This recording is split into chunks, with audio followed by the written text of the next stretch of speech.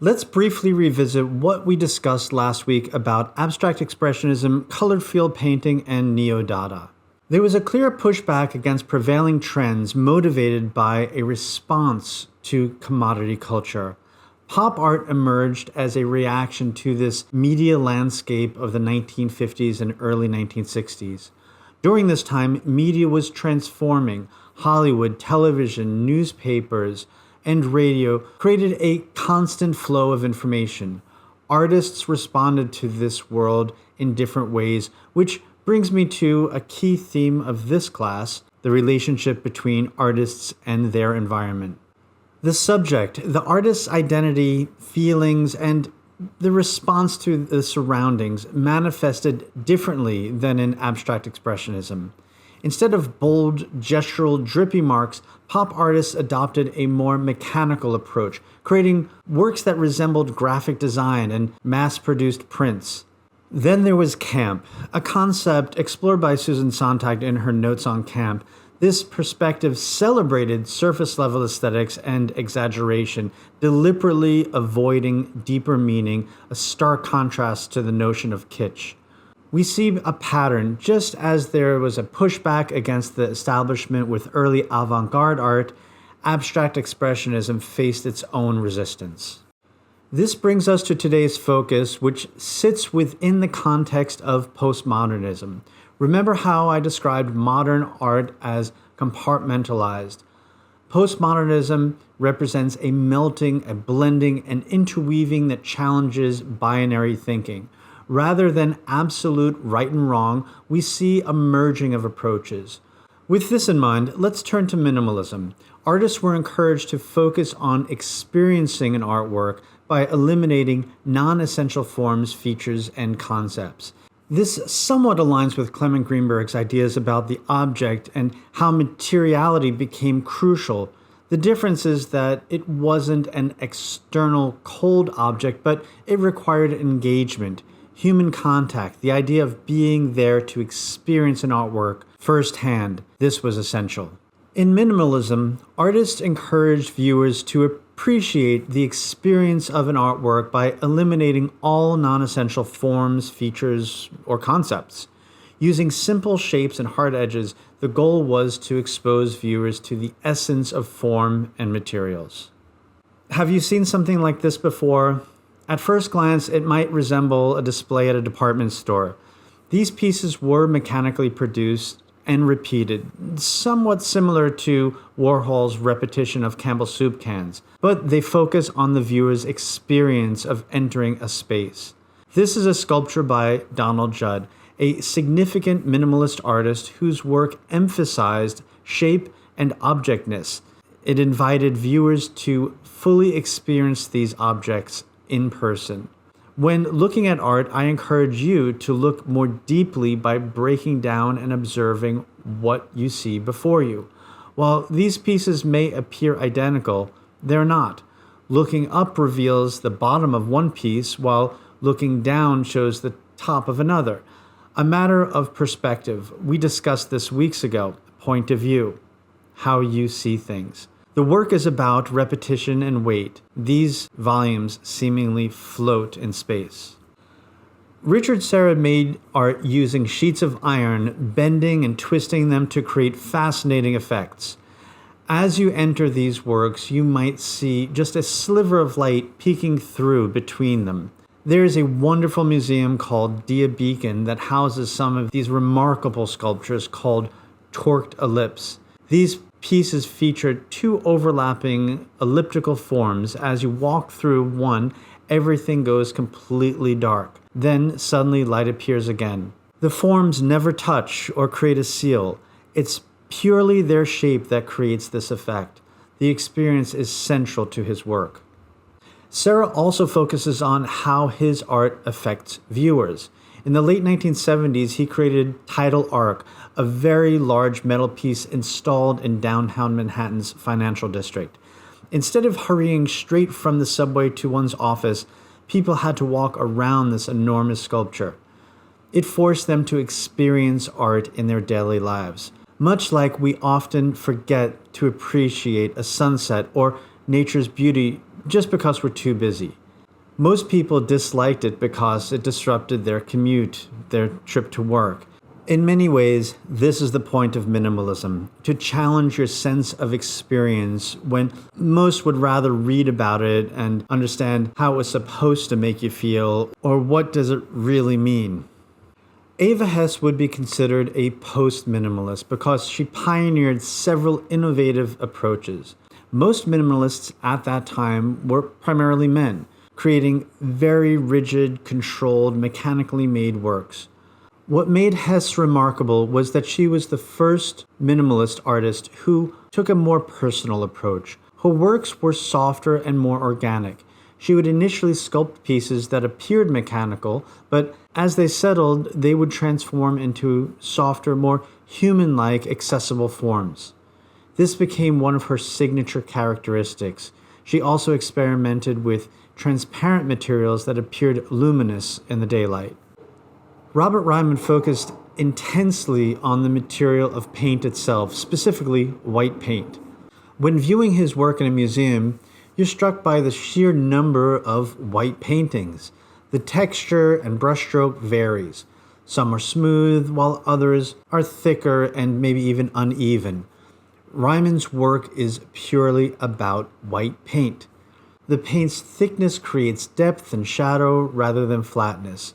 But unlike Manet's deliberately mimicking the flatness of a wall, imagine such a texture on an apartment wall instead of that flat surface that we're used to.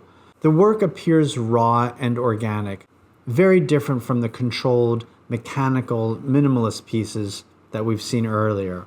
Glimpses of underlying layers peek through the white paint, and while one might struggle to understand that a work is just a white painting, perhaps that deliberate simplicity defines its own category. Throughout his career, Ryman devoted himself exclusively to white paintings. What drives an artist to explore a single color with such dedication? His use of white wasn't about blending, it was purposefully pure. His singular focus earned him critical recognition and exhibitions in major institutions from MoMA to the Whitney. Why do practitioners of any field repeatedly explore the same concept in different ways? It's not simply about improvement, it's about being more effective and more dynamic. It's about revealing endless possibilities within something as seemingly simple as the color white. It's about building a foundation and then pushing boundaries. This is what I encourage everyone to do in their own field, in their own major. Take what you know and push it to its limits. Hard edge art is often associated with minimalism. Many artists were just playing with the simple geometric forms, but at the same time, there was a long-standing resistance against the illusion of linear perspective. But there was an appeal for op artists like Bridget Riley. The minimal, simple bunch of white squares and black squares created amazing optical impact through her creative process.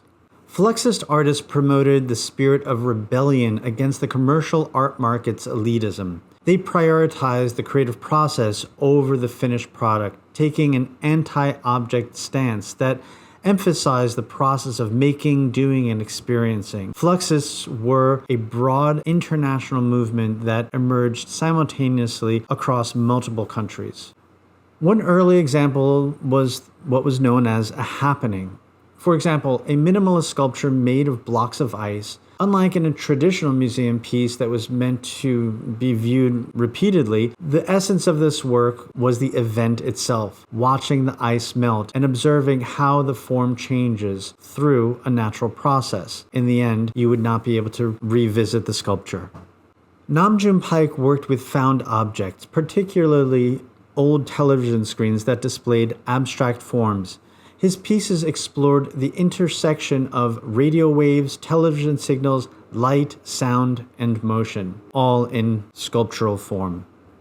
Ankawara created daily postcards inscribed with "I'm still alive," which he then mailed to people he had met many years before. The performative work embodied the Fluxus philosophy that art should be about ideas and life appreciation rather than objects. Throughout his career, he also created simple paintings featuring dates with a consistent font, each one commemorating a specific date without a reference to a specific special event. The scale and the color might slightly vary, but the concept remained consistent. He participated in other durational works, for example, reading every word from a dictionary or conducting long-term readings where they spanned theoretic millennia. These works emphasized a perpetual state of flux and the importance of monumentalizing moments, whether significant or mundane, while acknowledging the simple act of it being in the present. Performance art defies clear categorization, emphasizing ephemeral and authentic experience. It creates an interactive relationship between the performer and the audience through an event that cannot be repeated, captured, or purchased. This distinguishes it from performances like, a Taylor Swift concert, which are designed to be repeated. The same show, whether in New York, Los Angeles, or Miami, it's the same show. Performance art instead focuses on creating a unique moment in time, defined by a specific audience being present and their interaction with the artist. Yves Klein worked as a performance artist in multiple ways. His leap into the void is notable, but he also created pieces that very much pushed back against the abstract expressionists. In these performances, he would paint models who would then sit or roll on his canvases to create the artwork. This performative approach challenged traditional art making, emphasizing the process over the product. Klein also developed a patent for a specific blue pigment through a chemical process, which became his signature element in his paintings. Similar to Klein's use of models, Anna Mignetta used her own body as a canvas. She created body-based pieces in various locations around the world, incorporating natural materials like sand, earth, clay, fire, and wood. Her work consistently referred to her own presence as the identity in the different environments, creating powerful site-specific performances. Marina Abramović continues to create influential performances, including her 2010 piece at MoMA titled The Artist is Present. In this work, she sat at a table in the museum's atrium, inviting visitors to sit across from her for 5 minutes in silence. This piece offered an interesting contrast to the traditional viewing of art. While you might go to the MoMA to see a Van Gogh's Starry Night or a Picasso or a Matisse in a museum, you'll never see the actual artist. Abramović's piece allowed direct engagement with the artist herself, transforming the typically avoided act of extending eye contact with another person, made for a very powerful experience. Earlier in her career, Abramović collaborated with her partner Ulay. Their work often explored tensions and trust, culminating in their final performance piece in 1988-1989. For this work, they each walked from opposite ends of the Great Wall of China to meet in the middle and say goodbye, and then parted ways. It wasn't until years later, during the Artist is Present performance, that Ulay returned to sit with her for 5 minutes for a final goodbye. Their performances often dealt with duration, physical endurance, and trust, elements that created tension and emotional strain for both performers and the audience. The power of their work lay in being present for these moments. Although documentation allows us to witness these ephemeral pieces today, the essence of performance art remains rooted in the immediate lived experience. Conceptual art focuses on ideas rather than physical forms. The creative process is primarily motivated by questioning what is art and pushing the boundaries of artistic expression. Inspired by René Magritte's famous "This is not a pipe," conceptual artists build on this tradition and took this questioning quite literally, exploring other philosophical territories. Joseph Kosuth challenged viewers with this installation featuring 3 representations of a chair: a physical chair, a photo of a chair, and the dictionary definition of a chair. This piece raises profound questions about representation and reality. What truly constitutes a chair? While a physical chair has 4 legs, a seat, and perhaps a back, the concept of chair extends beyond this specific example. The work invites us to question what we see and how we define reality. John Baldessari, another influential conceptual artist and educator, playfully challenged traditional art school teaching. He demonstrated this through various projects, including one where he photographed 3 balls being tossed into the air repeatedly until they aligned perfectly in a straight line, achieving this after 36 attempts. Another notable work explored what photographers call kissing, where optical illusions create amusing juxtapositions. For instance, when a woman appears to be kissing a palm tree due to the flattened perspective, a technique typically discouraged in art school for distorting spatial relationships. Baldessari also created numerous word-based pieces, contributing significantly to the postmodern and conceptual art. Earth art emerged in the late 1960s into the 1970s when artists began using the earth itself as their canvas. Robert Smithson's Spiral Jetty, located in the northern part of Utah's Salt Lake, is a massive spiral formation that still exists today. During this period, artists created works that were deeply experiential. Artwork you could not only see and understand intellectually, but also needed to experience them in person. These works often aligned with minimalism in their simplicity while incorporating elements of performance art, always maintaining a unique connection to the earth. Walter de Maria's Lightning Fields stands out as one among many using the earth as a canvas. Located in New Mexico, where the Rocky Mountains meet the Great Plains, he installed lightning rods into the middle of the desert. These rods interact with the region's unique weather patterns, effectively conjuring lightning bolts for those brave enough to witness the spectacle. The rods attract lightning, creating a natural performance. Moving across the Atlantic to Germany, we enter the late 1960s, early 70s, a period shaped by post-war division. After the Berlin Wall's construction in the early 1960s, Germany was partitioned between Russia, France, America, and England. This created a dynamic artistic environment where diverse influences converged. Artists there pushed boundaries, resisting conservative expectations about acceptable artistic expression while staying connected to the global art world and in line with an anti-establishment zeitgeist. Joseph Beuys was one of the most influential artists of his time and notably a founding member of the Green Party. As an artist, professor, politician, performer, his central philosophy was everyone is an artist. This meant that every choice we make, from our hairstyle to what clothes we choose to wear, from our decisions about what food to eat to our spending habits, all define us as artists, creating the world around us. Beuys strongly encouraged people to design their worlds based on their own choices rather than others' expectations, including political decisions like voting. His work was deeply influenced by a personal mythology stemming from his experience as a German pilot during World War II. After his plane was shot down in the mountains outside of Prague, he claimed he was first tended to by wolves, then rescued by local people who packed his wounds in fat and wrapped them in felt, carrying him down the mountain on makeshift wooden stretchers. This experience of vulnerability and reliance on others becomes central to his performative practices.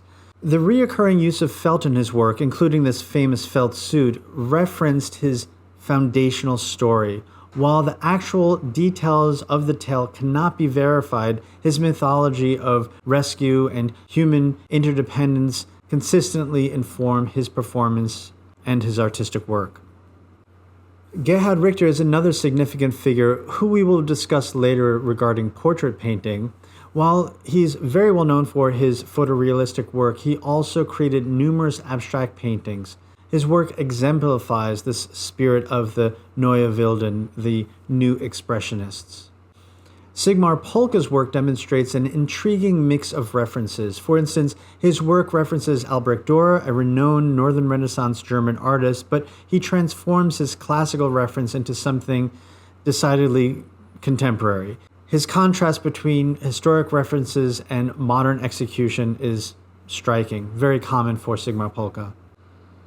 Anselm Kiefer created massive works that were both literally and metaphorically about landscapes, though they transcend traditional landscape paintings. His pieces often incorporated physical materials like hay attached to the canvas, creating intensely textural works. Responding to the German landscape of that era, George Baselitz took a unique approach among the Neue Wilden. He decided to combine abstract and figurative painting by literally painting his figures upside down, creating a distinctive series of inverted portraits. Photorealism represents a polar flip in what we've seen in abstraction. In the late 1960s, early 1970s, a large number of artists in the United States took a different direction. They said, no, I don't want to just drip painting on a canvas. I want to paint things I recognize, but in a different way. These artists noticed that while photographs do one thing and dripping paint does another, they wanted to do something unique with paint that others weren't exploring. This movement had several influences. There were overlaps with pop art. Its focus was on popular culture and commerce. It also drew from minimalism, which emphasizes color and shape. You can almost imagine these metal stools or telephone booths as Donald Judd sculptures. While there's a mechanical aspect to these works, they're painted with particular attention to reflective qualities. In the late 1970s, a large group of artists began working with patterns and decoration. This was another response to what came before. While the established art world emphasized bold gestures and strong paint techniques, these artists suggested there could be other valuable aspects of art. For example, the quilters of Gee's Bend were a major influence through their form and color on many minimalist artists and painters. However, you would never see a quilt hanging in the Museum of Modern Art. The artistic hierarchy wouldn't allow such work to enter. Many artists pushed back against this exclusion. They argued that techniques like quilting, crocheting, sewing, and fabric pattern making deserved to be incorporated into fine art. A large group of artists championed this cause, insisting that these weren't merely casual crafts done in someone's spare time, but a serious artistic pursuit. It's particularly interesting to see the sunflowers quilt they're making with the image of Van Gogh standing in the background. While not everyone in the pattern decoration movement was female, the movement was very closely related to the feminist platform. In an earlier lecture, the Guerrilla Girls were introduced for pointing out gender equalities. The Semiotics of the Kitchen by Martha Rosler is just one example of many artists who address these issues in their work. Through a rather violent demonstration, the artist shows how kitchen tools, hamburger press, ice pick, juicer, represent limited creative outlet available to a woman in their kitchen. The artist's motivation connects deeply to the subjectivity and zeitgeist of that era. During this time of the 1960s and 70s, we saw significant political shifts along with changes in music, fashion, and various other aspects of culture. This raises an interesting question. If everyone is an artist, how do you create the world you live in?